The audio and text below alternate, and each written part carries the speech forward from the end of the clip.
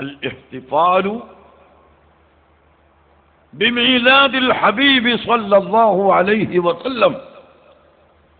നബി സല്ലല്ലാഹു അലൈഹി വസല്ലം തങ്ങളുടെ ജന്മദിനം കൊണ്ടാടുക, അവിടുത്തെ ചരിത്രങ്ങൾ പറയുക, അവിടുത്തെ പ്രശംസകൾ പാടിപ്പുകഴ്ത്തുക,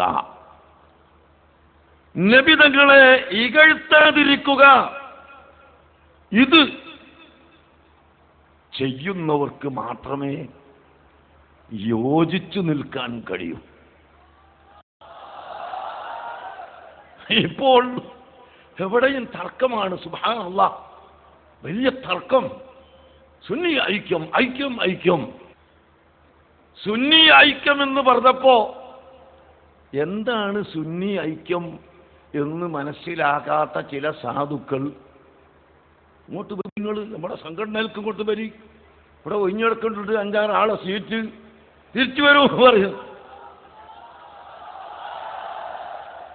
സുന്നി ഐക്യം എന്ന് പറയുന്നത് സംഘടനാ ലയനം അല്ല,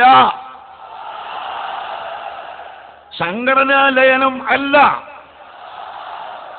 സംഘടന ഇവിടെ എത്രയുണ്ട്? ആ സംഘടനകൾ സംഘടനയായി നിലനിർത്തിക്കൊണ്ട് അഹ്ലുസുന്നത്ത് വൽ ജമാഅത്തിന് എതിരായി വരുന്ന മുഴുവൻ കക്ഷികളെയും ഒറ്റക്കെട്ടായി നിയമവിധേയമായി നേരിടാൻ, പേനകൾ കൊണ്ട് നേരിടാൻ, പ്രസംഗം കൊണ്ട് നേരിടാൻ, സമ്മേളനങ്ങൾ കൊണ്ട് നേരിടാൻ ഐക്യപ്പെടുക. അതാണ് സുന്നി ഐക്യം എന്ന് പറയുന്നത്. അതിൻ്റെ അർത്ഥം പോലും അറിയാണ്ട് ഇങ്ങോട്ട് വരി, ഇങ്ങോട്ട് വരി. ഞങ്ങൾ